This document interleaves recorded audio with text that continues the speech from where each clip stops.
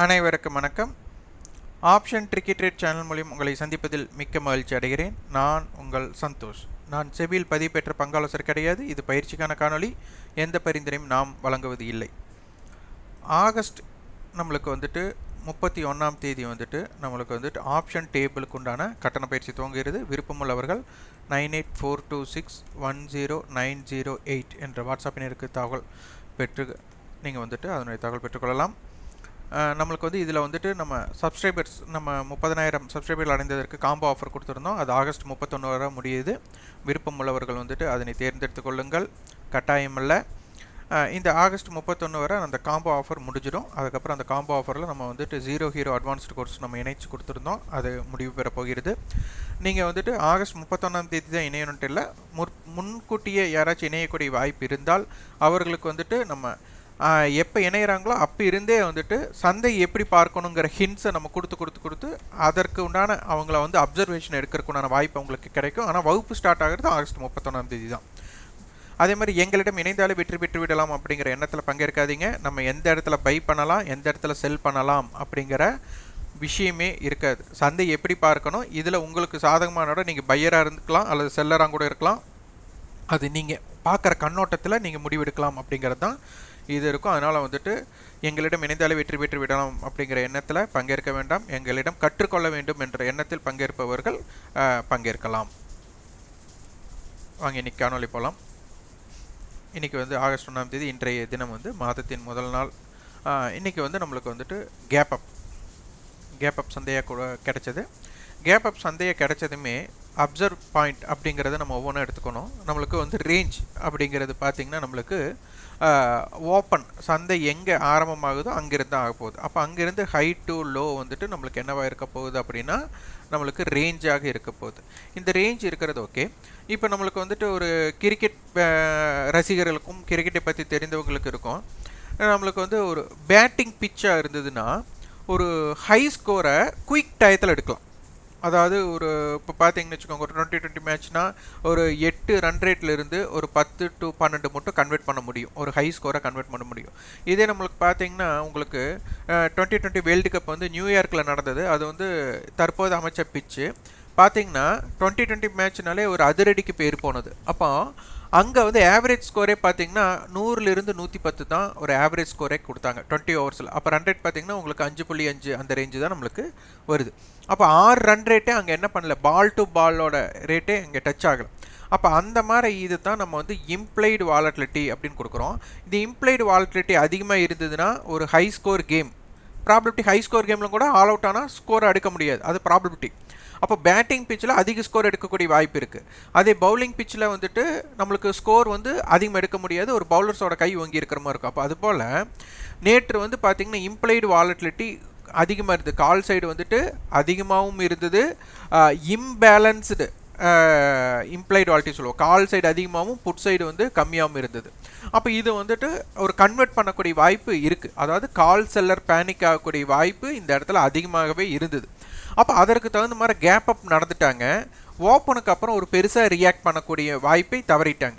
அப்போ இந்த ரியாக்ட் பண்ணாமல் இருந்ததுமே பார்த்திங்கன்னா உங்களுக்கு ஒரு 9:30 to 10 அதுலேயே பார்த்தீங்கன்னா இம்ப்ளைடு வாலிட்டி நம்மளுக்கு நேற்றெல்லாம் வந்து 15க்கு அபோவ் இருந்தது, 10 பிலோ வர ஆரம்பிச்சிருச்சு. இப்போ நான் வந்து ஒரு 11 மணிக்கு நான் ஒரு ஷார்ட்ஸ் போட்டிருந்தேன். அதுலெல்லாம் பார்த்தீங்கன்னா கிட்டத்தட்ட 6 to 7 அந்த அளவுக்கு வந்துட்டாங்க. அப்போ என்ன ஆகுது, இம்ப்ளைடு வாலிட்டி கம்மியாகும் போதே நம்மளுக்கு என்ன ஆகும்னா ஒரு டிகேவை நோக்கி அந்த பயணம் தொடங்குது. அப்போ இதில் வந்து என்ன ஆகும்னா நம்ம சொன்ன மாதிரி பேட்டிங் பிச்சில் ஹை ஸ்கோர் அடிக்கலாம். அப்போ இங்கே பவுலிங் பிச்சாக மாறிட்டு இருக்கு. அப்போ இதில் என்ன ஆகும், ஓடிஎம் ஆப்ஷன்ஸ் வந்துட்டு நம்மளுக்கு நம்ம என்ன பண்ணுவோம், விலை கம்மி ஒரு ஜாக்பாட் மூவ்மெண்ட் பண்ணலாம் அப்படின்னா என்ன பண்ணுவோம், ஓடிஎம் ஆப்ஷன்ஸை வந்து லோயர் ரேட்டில் போய் பண்ணுவோம். ஆனால் இந்த லோயர் ரேட்டே நம்மளுக்கு என்ன ஆகாது, இம்பேக்ட் பண்ணாது. அப்போ ஐடிஎம் ஆப்ஷனை நீங்கள் ஏதாச்சும் ஓடிஎம் ஆப்ஷனை போய் பை பண்ணிங்கன்னா அந்த ஐடிஎம்மாக இருக்கக்கூடியவனே பார்த்தீங்கன்னா உங்களுக்கு ஓடிஎம்மாக வரும்போது அந்த ரேட்டை பார்க்கக்கூடிய வாய்ப்பு கிடைக்கும். அப்போ அதனால தான் நம்ம சொல்லியிருப்போம் ஐடிஎம் ஆப்ஷனே டிகேக்குள்ளே போக போகுது. அதாவது ஓடிஎம் ஆப்ஷன் டிகே கிடையாது, ஐடிஎம்மே டிகேவாக மாறப்போகுது. அதனால் ஜாக்கிரதையாக இருங்க அப்படின்னு சொல்லியிருந்தோம். அதனால் பார்த்தீங்கன்னா சந்தை வந்துட்டு நம்மளுக்கு ஒரு இம்பேக்ட் பண்ணுற மாதிரி ஒரு மொமெண்டமாக கொடுப்பாங்க. ஒவ்வொரு இடத்துலையும் பார்த்தீங்கன்னா மேலே போகிற மாதிரி இறங்கி, மேலே போகிற மாதிரி இறங்கி, மேலே போகிற மாதிரி இறங்கி, மேலே போகிற மாதிரி. இந்த இதுக்கெல்லாம் என்ன ஆகுது, ஆப்ஷன்ஸோட ப்ரீமியத்தை கரைச்சிருப்பாங்க. நீங்கள் மேலே போகும்போது பார்த்தீங்கன்னா அங்கே ப்ரீமியம் கம்மியாக இருக்கும். கீழே இறங்கும்போது ப்ரீமியம் கம்மியாகும்னு நினைக்கும் போது அங்கே ஏற தொடங்குவாங்க. இதெல்லாம் நீங்கள் அதை லாஜிக்கலாக நம்ம மார்க்கெட்டை பார்த்துட்டு இருந்தவங்களுக்கு எளிதாக இதை பற்றி புரியும். அப்போது இந்த இடத்துல மார்க்கெட் வந்து ஓப்பன் எஸ்டர்டே ஹை ப்ரீவியஸ் க்ளோஸ்னு சொல்லுவோம். இங்கே 25,030 அப்படிங்கிற இடத்திற்கு கீழே வந்ததுமே என்ன ஆயிடுச்சுன்னா ஒன்று அடிபட்டுருச்சு, ஓப்பனுக்கு கீழே வந்தாச்சு. ஆனால் எஸ்டர்டே ஹைக்கு மேலே ப்ரீவியஸ் க்ளோஸ்க்கு மேலே இருக்காங்க. இது ஒன்று தான் சாதகமே தவிர மார்க்கெட்டுக்கு ஓப்பன் பில்லை நம்ம சொல்லியிருக்கிறோம். ஒன்று நம்மளுக்கு சாதகமாக இல்லைனாலும் மார்க்கெட் வந்து ஒரு சைடுவேக்குள்ளேயோ இல்லைன்னா மார்க்கெட்டோட மொமெண்டம் சேஞ்ச் ஆகிறதுக்கும் வாய்ப்பு இருக்கலாம்னு நம்ம சொல்லியிருக்கோம். எல்லா காணொலியிலுமே நம்ம இந்த ஓப்பன் எஸ்டர்டே ஹை லோ அதே மாதிரி எஸ்டர்டே லோ அதெல்லாம் பேஸ் பண்ணி ஒரு ஃபார்முலா பேஸ் பண்ணுங்க நம்ம சொல்லியிருப்போம். அப்போ அதற்கு தகுந்த மாதிரி பார்த்தீங்கன்னா மார்க்கெட் வந்துட்டு ஒரு 10 மணிக்கு மேலேயே ஒரு ஸ்லோ டவுன் ஆயிடுச்சு. அந்த ஸ்லோ டவுன் ஆனதுக்கப்புறம் இங்கே வந்து நம்ம எப்பாச்சும் நம்ம மார்க்கெட்டை பார்த்துட்டே இருந்தோம்னா இந்த இடத்துல திரும்பிடும் அப்படின்னு நினச்சி நம்ம வாட்டிக்கு என்ன பண்ணுவோம், ஓவர் ட்ரேடு தான் நடக்கும். அப்போ டிகே நடைபெறும் போது ஆப்ஷன்ஸ் பையர்ஸ் நம்ம என்ன பண்ணணும், நான் என்னை சேர்த்துக்கிறேன்னா நான் அதிகமாக ஆப்ஷன் பையர் தான், ஆனால் இண்டெக்ஸில் கிடையாது. நம்ம வந்து ட்ரேடிங்கே வந்து ப்ரீ ஓப்பன் மார்க்கெட் தான், அது நிறையா காணொலியில் நம்ம சொல்லியிருக்கிறோம்.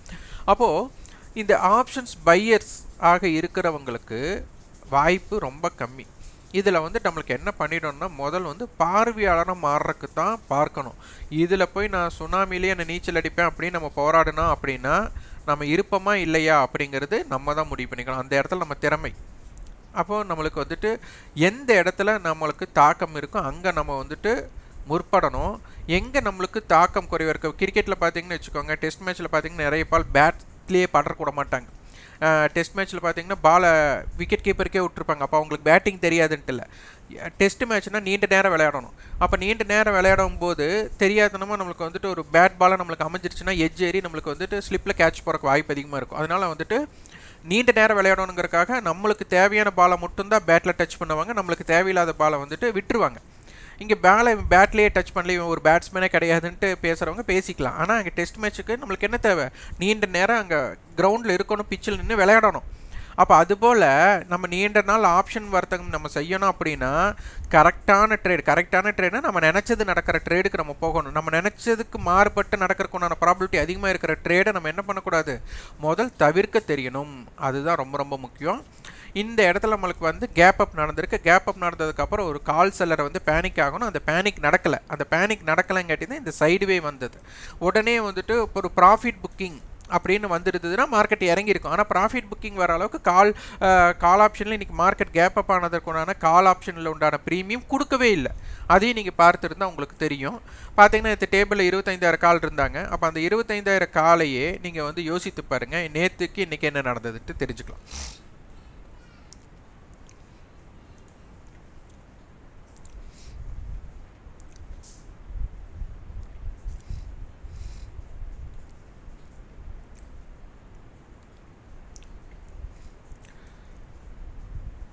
பாருங்க, இது வந்து நம்மளுக்கு 24,860 அந்த ரேஞ்ச் இருந்தப்போ, அதாவது 24,400 24,800 வந்து க்ளோஸ் ஆகும்போது 84 ரூபா. அடுத்த நாள் 25,000 ரூபாய்க்கு ₹1 என்னமோ பத்தாத போது 136 ரூபா. இன்றைக்கி 25,000 கடந்தே போயிட்டாங்க. அப்போ என்ன பண்ணலை, நேற்றைய வேணால் தாண்டி இருக்காங்க, ஆனால் இதை கடக்க முடியல, 119 ரூபா. அப்போ அங்கேருந்து டிகே பண்ணியிருக்காங்க.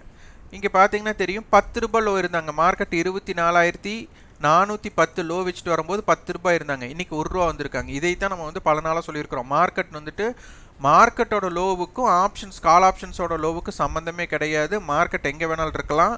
ஆனால் அந்த முந்தைய நாளோட லோ பிரேக் பண்ணாத இவங்க லோ பிரேக் பண்ணுவாங்கன்னு பலர் நினச்சிட்டு இருப்பீங்க புதியவர்கள்.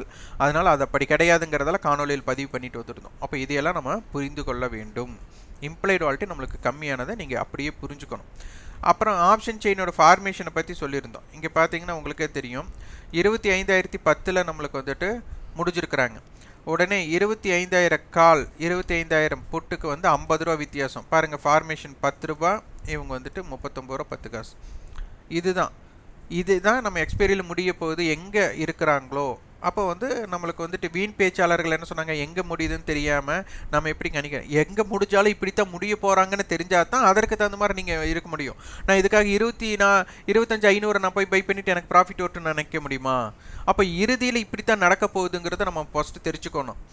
அப்போ வீண் விவாதம் செய்பவர்கள் பார்த்தீங்கன்னா எங்கே போகுது, எங்கே வாங்குறது, எங்கே இதில் முதல்ல இந்த மாதிரி தான் ஃபார்மேஷன் போகுது. இங்கே பார்த்தீங்கன்னா உங்களுக்கு தெரியும் பாருங்கள் எவ்வளவு கான்ட்ராக்ட் ஓப்பனில் இருக்குன்ட்டு.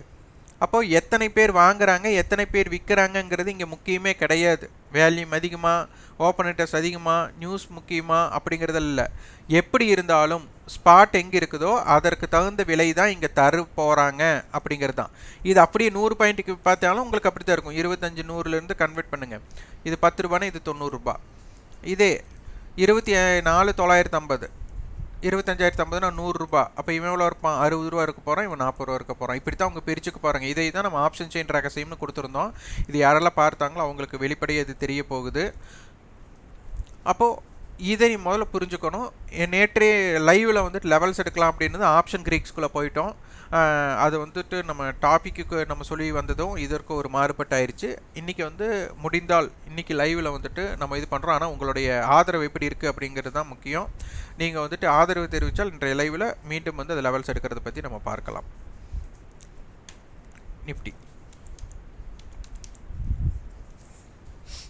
நிஃப்டியோட அடுத்த எக்ஸ்பைரி நம்ம போட்டுக்கலாம்.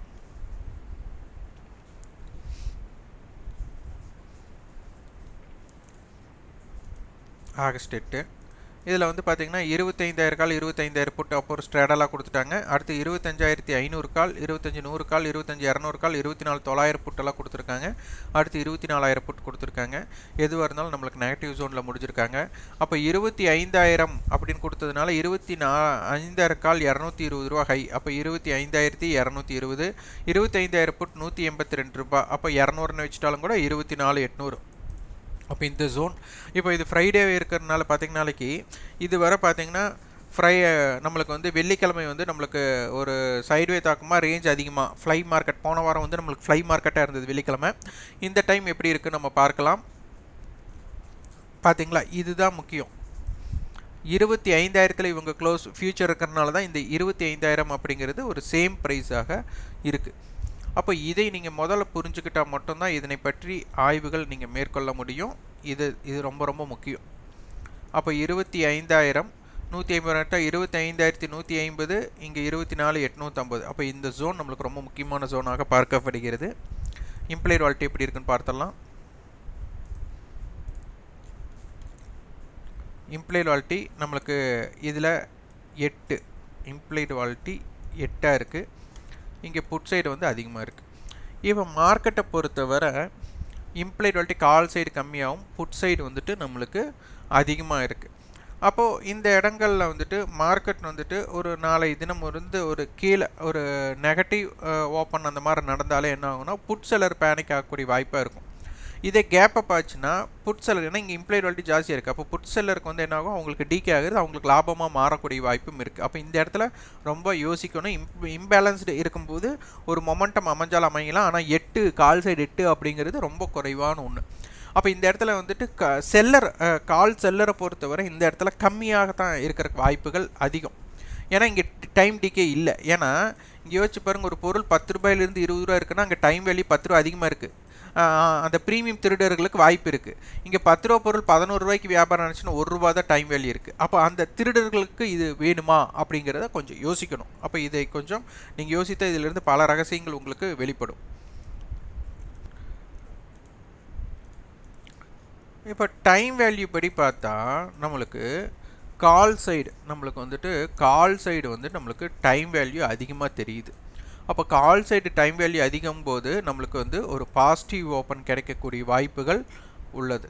ஆனால் இம்ப்ளைட் வால்யூட்டி அதுக்கு முரணாக இருக்குது. அதாவது ஆப்ஷன் செயினில் இருக்கிற டைம் வேல்யூ வந்து கால் சைடு அதிகமாக இருக்குது, ஆனால் நம்மளுக்கு இம்ப்ளைட் வால்யூட்டி முரணாக இருக்குது. ஆனால் நாளைக்கு என்ன நடக்குது அப்படிங்கிறத நம்ம உற்று பார்க்கலாம். இது ரொம்ப ரொம்ப முக்கியமான ஒன்று. இதை நீங்கள் வந்துட்டு உங்களுடைய ஆய்வு குறிப்பாக எடுத்துக்கோங்க.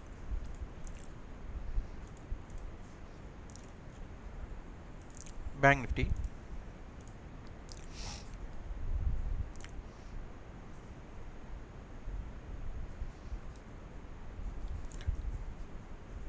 52,000 கால் 51,700 புட் 51,500 புட்டாக கொடுத்துருக்குறாங்க. நம்மளுக்கு ஸ்பாட் பார்த்திங்கன்னா நம்மளுக்கு 51,564 தான் இருக்காங்க. ஆனால் ஃப்யூச்சர் அப்போ எங்கே இருக்காங்க அப்படிங்கிறத நம்ம பார்க்கணும். அப்போது 51 கால் 700 புட் இதோட ப்ரீமியத்தை நம்ம வந்துட்டு டிஃப்ரெண்ட் பண்ணால் தெரிஞ்சிடும். அப்போ வந்து 453 350 80 பாயிண்ட் இவங்க வந்துட்டு புட்டு ஜாஸ்தியாக இருக்காங்க. அப்போ 51 620 அப்படிங்கிற இடத்துல நம்மளுக்கு ஃபியூச்சர் இருக்காங்க. ஆனால் 51 700 புட்டு வந்து நம்மளுக்கு இந்த மணி புட் ஆப்ஷன், 51 500 புட்டுங்கிறது out the money put option. அப்போ 51 800 கால் 800 புட் இதெல்லாம் கொடுத்துருக்குறாங்க. அப்போ 51 800 கால் 800 புட் நம்மளுக்கு ஒரு தன்மையாக இருக்க போகிறாங்க. அவங்க வந்துட்டு 521 ரூபா, அப்போ 52,300, இவங்க ஒரு 600 ரூபா, அப்போ 51 200. அப்போ இந்த ஜோன் நம்மளுக்கு இம்பேக்டட் ஜோனாக பார்க்கப்படுது. 51 800க்கு மேலே கீழே இருக்கிறது. அதே மாதிரி 51 600 நீங்கள் கணக்கெடுத்து பார்த்துக்கோங்க. 51 600 இங்கே இருக்குது. 51 600 கால் 51 600 புட். அப்போ 51 600 புட்டோடது 480 ரூபா, 500 வச்சுட்டா 51 100, 51 600 கால் நம்மளுக்கு 644 ரூபா. அப்போது 52 244 இந்த ஜோன் நம்மளுக்கு இருக்குது. அதே மாதிரி க்ளோசிங் பார்த்தா 51 600 405 ரூபாய்க்கு கொடுத்துருக்குறாங்க. அப்போது 51 200 இவங்க பார்த்தீங்கன்னா 400 அதே தான் சேம் தானே இருக்க போகுது. அப்போ 52,000 அந்த ரேஞ்ச் இருக்க போகிறாங்க. இதை நோட் பண்ணி வச்சுக்கோங்க. இது வந்து வீக்லி ஃபியூச்சருக்கு உண்டானதும் ஸ்பாட்டுக்கும் பொருந்தி வரும். ஆப்ஷன் செயினில் இம்ப்ளைட் வட்டி 400 அப்படி அடுத்த மணி இருக்கிறனால கொஞ்சம் இம்ப்ளைட் வட்டி ஜாஸ்தியாக இருக்கிறதுக்குண்டான வாய்ப்புகள் உள்ளது. ஆமாம் 15 தான் இருக்குது. அப்போ இது வந்துட்டு இம்ப்ளைட் வட்டி 15ங்கிறது ஒரு நார்மல் பொசிஷன் தான். நியூஸ் இருக்குதுன்னு சொல்கிறக்கில்ல, இல்லைன்னு சொல்கிறக்கில்ல, அந்த அளவுக்கு தாக்கம் இருக்குது. ஆனால் ரேஞ்ச் வந்து நம்மளுக்கு இருக்குது அப்படிங்கிறதும். அப்போ அதனால் வந்துட்டு எஸ்டர்டே ஹை எஸ்டர்டே லோ நம்மளுக்கு ரொம்ப முக்கியம். இதை பிரேக் அவுட் ஆனால் தான், பிரேக் அவுட் ஆகலைன்னா தான் ஒரு முடிவுகள் மாறுபடும். அதனால தான் ஆப்ஷன் செல்லர்ஸ்க்கு வந்துட்டு உங்களுக்கு பேனிக் ஆகிறாங்களா இல்லையாங்கிறத இதன் மூலம் நம்ம தெரிஞ்சுக்கலாம். இந்த காணொலி உங்களுக்கு பயனுள்ளதாக இருந்தால் லைக் பண்ணுங்கள், ஷேர் பண்ணுங்கள், சப்ஸ்கிரைப் கண்டிப்பாக உங்கள் ஃபீட்பேக் கமெண்ட் பாக்ஸில் பதிவு பண்ணுங்கள். நீங்களெல்லாம் விருப்பப்பட்டால் வாய்ப்பு இருந்தால் இன்றைய தினம் 9 மணிக்கு வந்துட்டு லைவ் வரக்கு முயற்சி பண்ணுகிறேன். நன்றி, வணக்கம்.